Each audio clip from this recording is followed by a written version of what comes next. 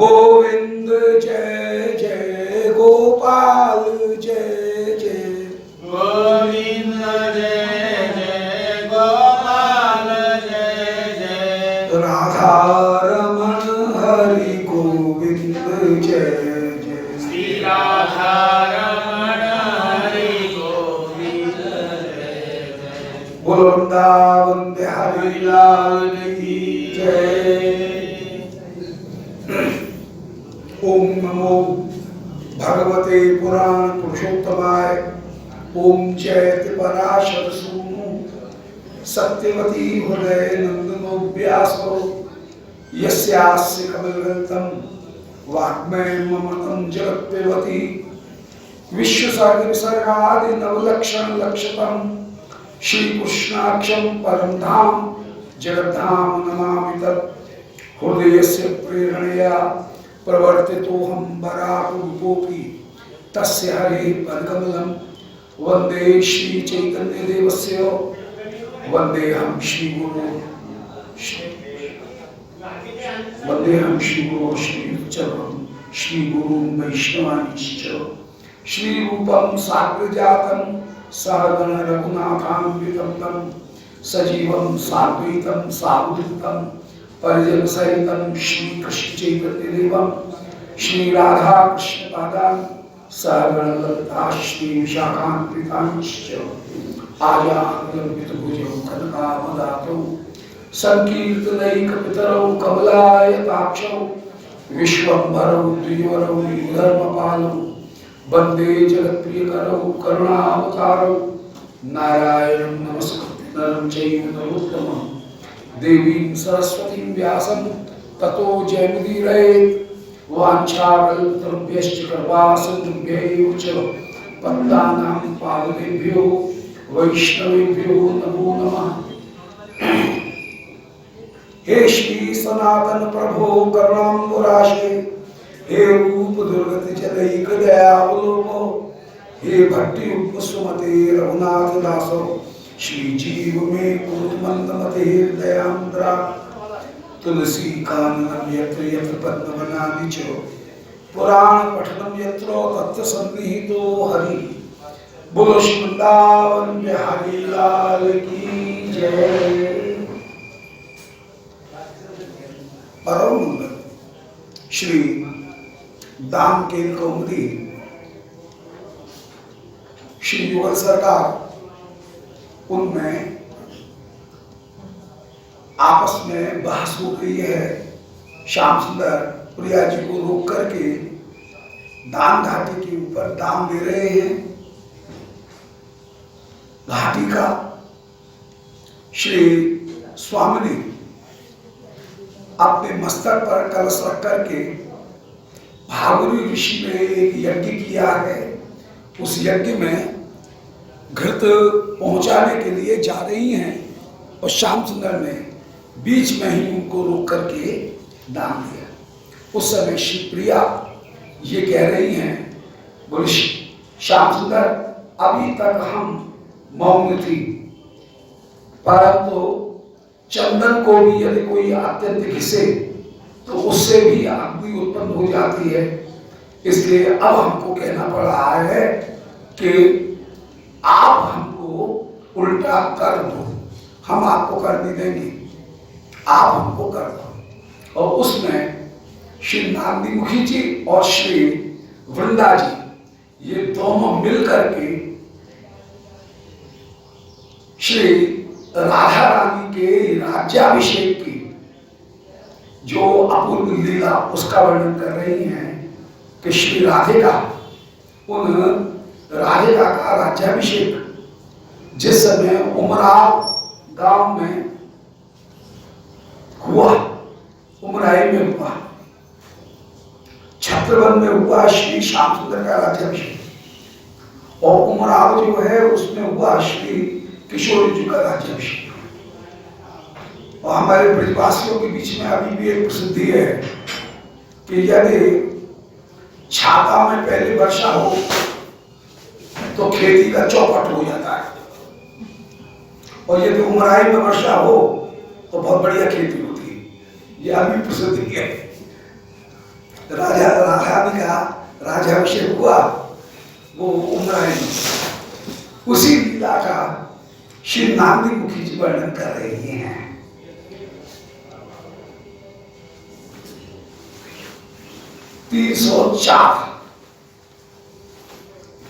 Paragraph जो है 304 परिच्छेद, वहां से प्रारंभ करेंगे। श्री चंपकलता जी कह रही हैं कि इसके बाद में क्या हुआ। नांदीमुखी जी कह रही हैं ततो हस्तम उत्क्षिप्य सरस्वत्या सरस्वती प्रकाशता। उस समय हाथ उठा करके, माने हाथ आगे बढ़ा करके श्री सरस्वती जी ने ये सरस्वती प्रकट की। अब देखिए यमक अलंकार का प्रयोग है। एक सरस्वती हो गई सरस्वती और दूसरी हो गई उनकी वाणी। सरस्वती जी ने ये वाणी कही कि इदम सौगंधिक दाम, ये सौगंधिक माला यद स्नेह अंबया सावित्र्या परितम इति, इसे परम स्नेह के साथ में अंबा सावित्री ने प्रेषित किया है। ऐसा सुनकर के दिव्या एक नंशिया कि ये जो माला है ये सावित्री ने समर्पित की है। श्री राधिका के राज्याभिषेक में उनकी तरफ से भेंट है सावित्री जी की ओर से। ब्रह्मा की जो पत्नी है उनकी ओर से, ब्रह्मा की शक्ति, उनकी ओर से ये भेंट की गई। ये सुनकर के देवी एक निशा में तद्गृहीत्वा उस माला को सरस्वती जी के हाथ से ले लिया और गोकुलानंदस्य कंठे निक्षिप्त और श्री श्याम सुंदर के गले में पहना दी। माला आई थी राधा रानी के लिए, परंतु बीच में ही श्री एक निशा ने लपक करके उसे ले लिया और राधा रानी के गले में ऐसे न पहना करके श्याम सुंदर के गले में पहना दिया। ये देखते ही वो श्री ललिता जी की तो त्योरी चढ़ गई, गुस्सा हो गई।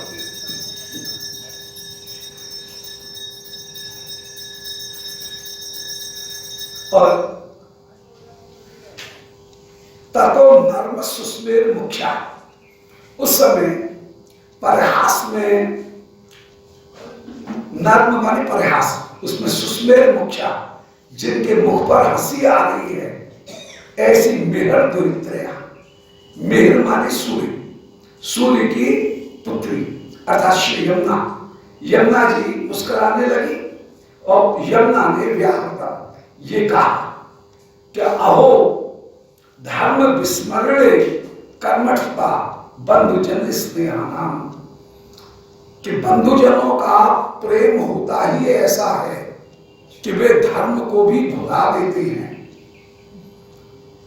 अर्थात इस समय एक नंशा ने अधर्म किया है, धर्म नहीं किया है, धर्म का विस्मरण किया है। स्नेही जनों में, बंधुजनों में धर्म के विस्मरण करने की में बड़ी कर्मठता होती है, अर्थात वे धर्म का विस्मरण कर देते हैं। यही स्नेह विचक्षणा अपे अविचारे प्रवर्तन थे। ये स्नेह ऐसी वस्तु है कि बंधुजनों का स्नेह, कि जिस स्नेह के कारण विचक्षण जन, चतुर जन भी अविचार प्रवर्तन थे, विचार त्याग करके कार्य करने लग जाते हैं, जिसके कारण जो अब स्नेही जन हैं वे बिना विचारे कार्य करने लग जाते हैं। ये एक कवियों की बोली ऐसी होती है जहां सीधी सीधी बात को वैचित्र भंगी भंगी के साथ में निरूपण किया जाए। सीधा सीधा कहना चाहते हैं कि स्नेह के कारण व्यक्ति धर्म और औचित्य को भूल करके अनुचित आचरण करने लगता है, पक्षपात करने लगता है जहां स्नेह होता है। और एक नंशा ने यही पक्षपात किया। भाई के प्रति बहुत ज्यादा प्रेम है, श्री कृष्ण इनके भाई हैं और भाई के प्रति प्रेम ज्यादा है, इसलिए हमारी राधिका के लिए जो भेंट आई उस भेंट को इन्होंने श्री कृष्ण को दे दी। ये माला राधिका के लिए थी, कृष्ण के लिए थोड़ी थी, पर इन्होंने कृष्ण को पहना दी। और श्री ललिता जी को मानो क्रोध कर रही हैं, टेढ़ी हो रही हैं ये कहकर के कि लो इस एक नशा में जाए। इस एक नशा में यहां पर भी अपना ननदपना दिखा दी। माला थी हमारी कृष्ण की या राधिका की और उसको पहना दी है इसने अपने भाई को, हमारे कृष्ण राधिका की माला को इसने कृष्ण को पहना दिया। सो कह रही है श्री नानी मुखी जी कि आहा बंधुजनों का स्नेह ऐसा होता है जो कि धर्म के विस्मरण में भी बड़ा कर्मठ होता है, अर्थात धर्म को भुला देता है।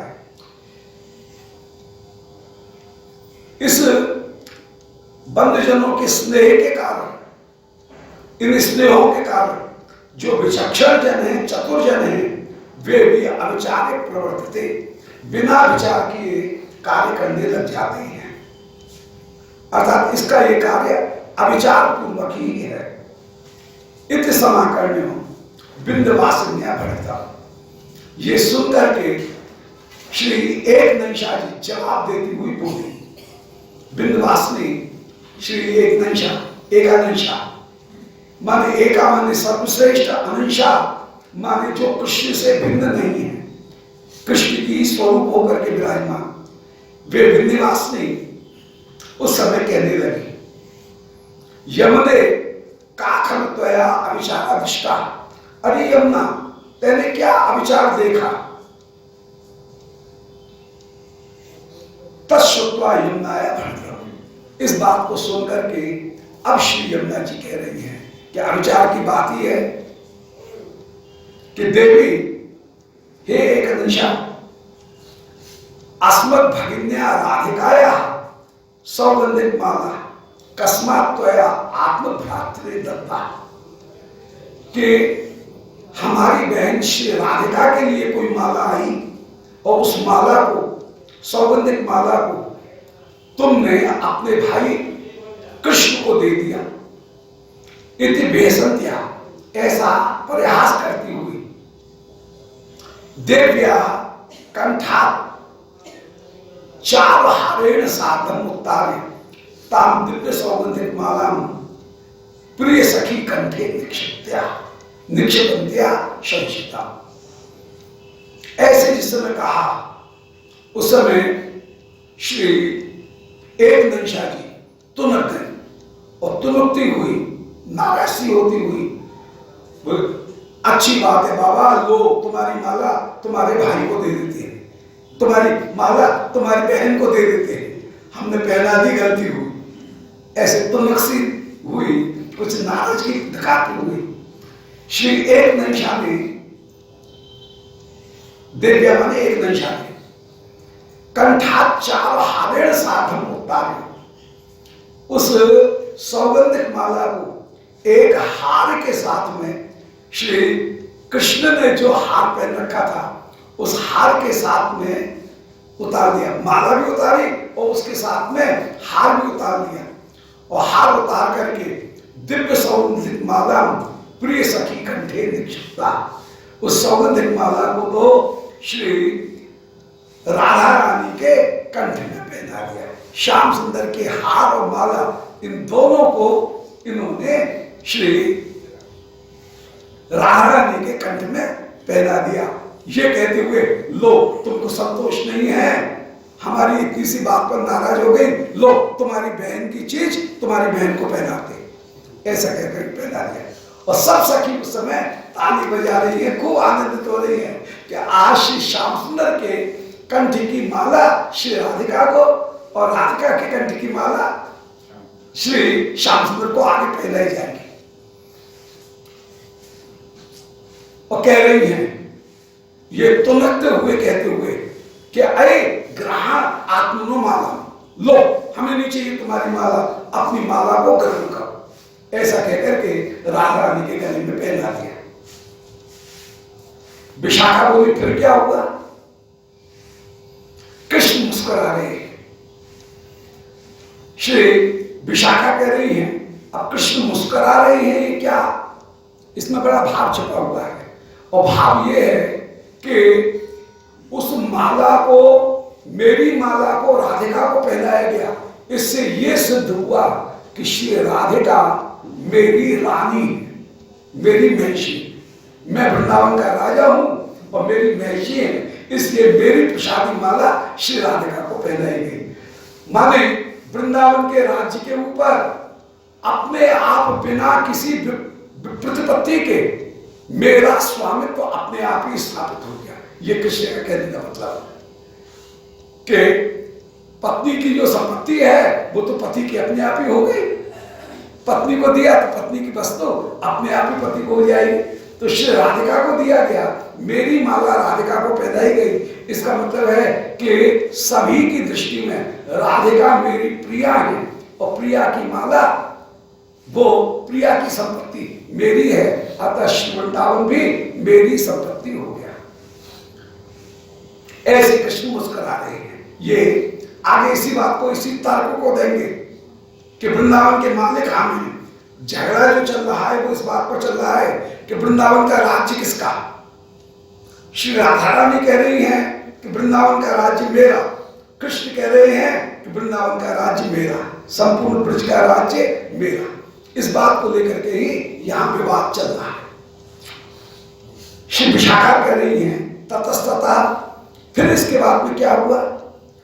उसके बाद में श्री नारदी मुखर्जी बोली ततः कठिन हृदय संज्ञा अस्माकम अनेन हारेणो इति हसन्त्या हंसपुत्र्या श्री यमुना उस समय बोली, हंसपुत्री यमुना ये बोली क्या अरे अरे ये माला अभी अभी कठिन हृदय श्री कृष्ण के गले में विराजमान हुई थी। ये माला कृष्ण के गले में अभी अभी विराजमान हुई थी। कठिन हृदय संज्ञा, कठिन हृदय की संगी कृष्ण के गले में विराजमान हुई। अस्माकम अनेन हारेण, हमको इस हार की जरूरत नहीं, हमको इस हार का किससे क्या करना, हमको इस हार की जरूरत नहीं। ऐसा कहकर के माने कठिन व्यक्ति की संग को प्राप्त की हुए माला है, हमको इस हार की जरूरत नहीं है। ऐसा कहकर के हसन्त्या हंसपुत्र्या, हंसते हुए हंसपुत्री, हंस माने सूर्य, उन सूर्य की पुत्री श्री यमुना जी ने कौतुकेन राधाया हारः खलु हारिणी हरकंठे अर्पिता, बड़ी चतुराई के साथ में उस माला को तो राधिका को पहने रहने दिया, सौगंधिक माला को, और उसके स्थान पर जो हार था कृष्ण का, उस हार को जो राधा रानी के गले में आ गया था, उस हार को उतार करके वापस श्री कृष्ण के कंठ में धारण करा दिया। ये लो भैया तुम्हारी माला तुम संभालो। ऐसा कहकर के हार राधिका या हार, श्री राधिका का जो हार था वो हार श्री कृष्ण के कंठ में धारण करा दिया। बोलो लाडली लाल की जय। इस प्रकार श्री कृष्ण की माला तो पहुंच गई राधिका के कंठ में, हार तो पहुंच गया राधिका के कंठ में, और श्री राधिका के लिए जो माला थी वो पहुंच गई है श्री कृष्ण के गले। ऐसे दोनों प्रियालाल दोनों एक हैं और ये मानो ये दिखा रही हैं कि वृंदावन के राजा दो, श्याम राधिका रानी, ये दोनों ही वृंदावन के राजा होकर के विराजमान हैं। ये दोनों अलग अलग नहीं है। पौर्णमासी जी भी आगे जाकर के जो निर्णय करेंगे वो यही करेंगे कि भाई तुम आपस में लड़ो मत, दोनों का राज्य है। हमारा निर्णय ये है कि वृंदावन दोनों का राज्य है, इसलिए दोनों आनंद पूर्वक वृंदावन पर शासन करते हुए सुखपूर्वक वृंदावन में क्रीड़ा करो। आपस में झगड़ा मत करो कि ये तुम्हारा राज्य क्या हमारा, तुम्हारी हमारी, ये बात नहीं चलेगी। यहाँ वृंदावन में दोनों की संपत्ति दोनों की है, ये निर्णय होगा। बोलो लाडली लाल की जय। तो ऐसा कहकर के श्री यमुना ने तो ये कहा कि ये माला कठिन हृदय कृष्ण के गले में रह करके आई है, इसलिए हमको अपनी सखी के गले में ये माला नहीं चाहिए। और ऐसा कहकर के माला को तो वहीं रहने दिया और उसके स्थान पर श्री राधिका के हार को उतार करके कृष्ण के गले में धारण करा दिया है। उस समय फिर क्या हुआ, ललिता जी कह रही हैं, ततः एक नंशया कंसार वक्षस्थला गृहीतेन कुरंड नाभिना मृगमदेन राधिकाया तिलका निर्मितम। उस समय एक नंशा जी आ गए हैं और एक नंशा जी ने श्याम सुंदर ने अपने वक्षस्थल के ऊपर जो चंदन और कस्तूरी धारण कर रखी थी, उस चंदन और कस्तूरी को श्याम सुंदर के वक्षस्थल से लेकर के, अंगूठे से लेकर के श्री राधिका के मस्तक के ऊपर राज तिलक कर दिया। बोलो राधा रानी की जय। अब यहाँ पर भी झगड़ा, ये हर जगह झगड़ा कर एक नया विवाद पैदा कर दे हर जगह। कुमकुम कहां से लिया गया, अब श्याम सुंदर के लिए एक मौका दे दिया, क्लियर कट नहीं है बात कि राज्य राधा रानी का है कि कृष्ण का है। श्याम सुंदर के वक्षस्थल से कुमकुम लेकर के फिर राधिका के ऊपर तिलक किया। श्याम सुंदर इसी बात को लेकर के ये तर्क देते हैं कि नहीं, वृंदावन का राज्य मेरा है और मेरी पट्ट महर्षि के रूप में श्री राधिका का राज्याभिषेक हुआ है। लो वही बात वही की वही खड़ी है, विवाद जो है वो वही का वही। सो कंसार वक्षस्थल उद्गृहीतेन, श्री कृष्ण के वक्षस्थल से ग्रहण किए गए कुरंग नाभिना, कुरंग माने मृग, उसकी नाभि से प्राप्त होने वाला अर्थात कस्तूरी, उस कस्तूरी को लेकर के मृग बदेन राधिकाया तिलकम निर्मितम, सुंदर कस्तूरी का तिलक श्री राधिका के मस्तक के ऊपर श्याम बंदनी, श्याम बिंदु उनको धारण कराया। श्री प्रिया जी उनके सिंदूर बिंदु के नीचे विशेष रूप से श्याम बंदनी, श्याम बिंदु वो विराजमान है, वो श्याम बिंदु धारण करा दी है, श्याम बिंदु अंकित कर दी। मानो श्री श्याम सुंदर के रूप माधुरी को वे अपने मस्तक के ऊपर धारण करती हुई विराजमान है, उस रूप माधुरी को ये आदर प्रदान करती हुई विराजमान है, ये उसका भाव है। तो श्री राधिका तिलकम निर्मितम, श्री राधिका का तिलक निर्माण किया है। श्री वृंदा उस समय आनंदित होकर के कह रही है कि तथा भगवत्या सोल्लासम समभ्यधाई। उस समय श्री भगवती पौर्णमासी जी ने अत्यंत उल्लास पूर्वक ये कहा, अत्यंत उल्लास के साथ में श्री पौर्णमासी जी कह रही है कि अरे वृंदावन के निवासियों, सुनो सुनो प्रजाओ, श्री राधिका का श्रीमद वृंदावन, वृंदावनेश्वरी के रूप में राज्याभिषेक हो चुका है, इसलिए आप सब आनंद पूर्वक अब महामहोत्सव बनाएं और इस वृंदावन में तुम्हारी रक्षा करने वाली श्री राधिका रानी है। उन राधा रानी के अनुशासन में, उन राधा रानी के संरक्षण में, अरे वृंदावन के निवासियों, तुम सुख पूर्वक अब निवास करो। ये घोषणा की है। राज्याभिषेक के बाद में प्रिया का साम्राज्य हो गया है। वो सब अब श्री वृंदावन की अधीश्वरी श्री राधिका है और उनके शासन में आप लोग खूब उन्नति करो, ये घोषणा की। और सारी प्रजा उस समय वृंदावन के सब पशु पक्षी सब राधा रानी की जय, हमारी स्वामिनी की जय, ऐसे श्री राधा रानी की जय जयकार सब कर रहे हैं। श्री भगवती पौर्णमासी जी उल्लास पूर्वक कह रही हैं कि साधन बल्ली बधुवीर विलसता सुखिन शाकिलो भूरि फुल्ला रंगम भृंगई विहंगा पृथ्यत पशवा प्रौढ़िमाविष्पुरध्वम आलिभिर बहानी नाम पतिभि उपचिता श्रीमती राधिकेयम वृंदावुद्यान बाली शुचि में सचिवी कृत्य शास्त्र राज्यम। सावधान सावधान सावधान, श्री राधिका तुम्हारा पालन करती हुई अब विराजमान हो रही हैं।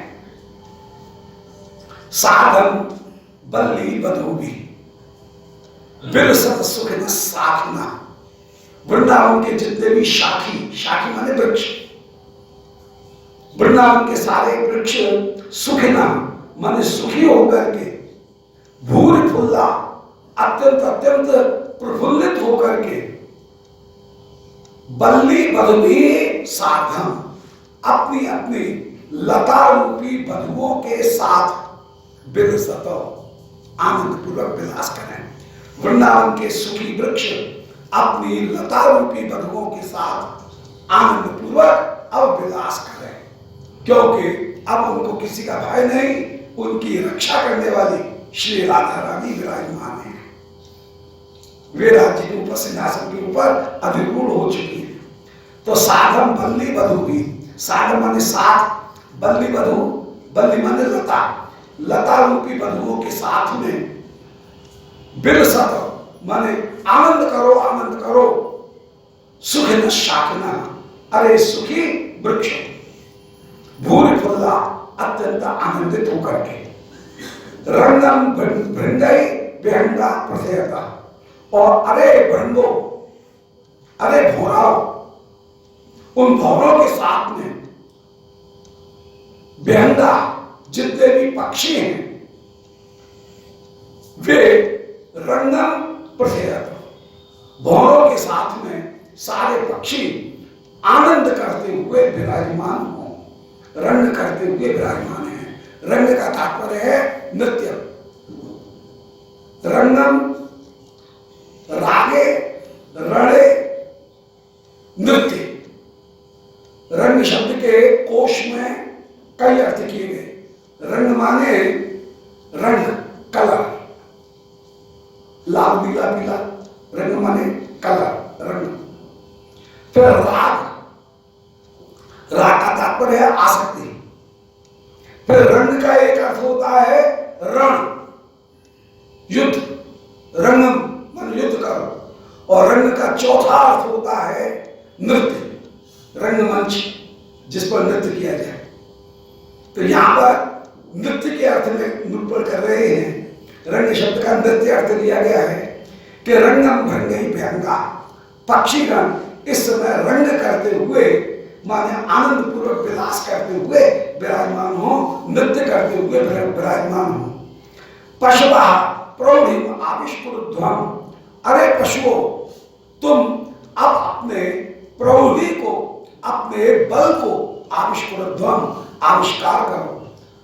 अब आप अपने पराक्रम को प्रकट करो।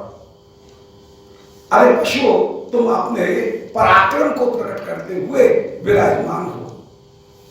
और आले भर वाहनी नाम पतिवी उपचिता श्रीमती राधिकेयम, क्योंकि श्री राधिका आली भर वाहिनी नाम अपनी सखी रूपी वाहिनी माने सेना के साथ में श्री राधिका की जितनी भी सखी वे उनकी सेनापति हैं।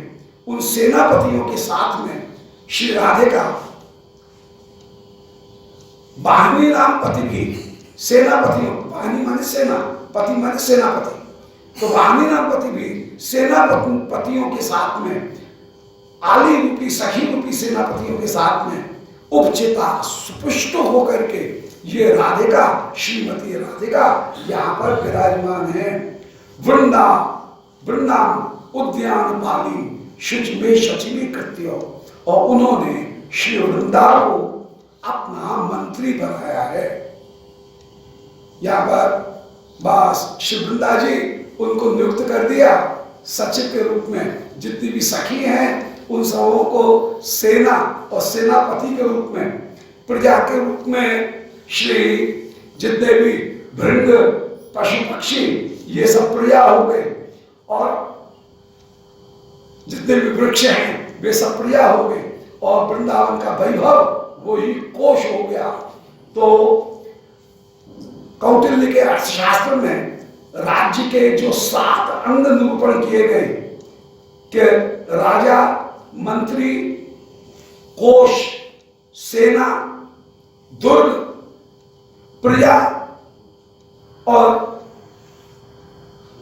गुप्तचर, ये जो 7 हैं, इन 7 का यहां पर कहीं कहीं उल्लेख कर दिया गया कि वृंदावन रूपी दुर्ग में उद्यान पाली, उद्यान रूपी इस दुर्ग में, वृंदावन रूपी उद्यान में श्री राधिका श्री वृंदा को अपना सचिव बना करके जितने भी पशु पक्षी हैं उन सबों को अपना गुप्तचर और सेना बना करके, वृक्ष पशु पक्षी इनको अपनी प्रजा बना करके, सेना बना करके श्री राधिका शास्त्र राज्यम अपने राज्य का शासन करती हुई विराजमान हो रही हैं।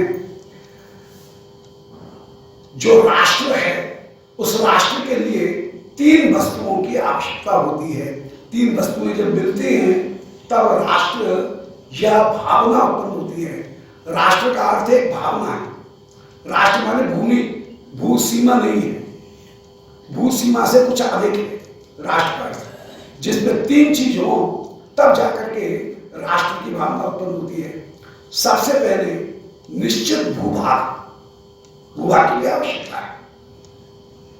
राष्ट्र के लिए एक निश्चित भूभाग, टेरिटरी जरूरी है, और उस भूभाग में रहने वाले जितने भी व्यक्ति हैं उन सबों को उस राष्ट्र की संपत्ति भोगने का अधिकार है।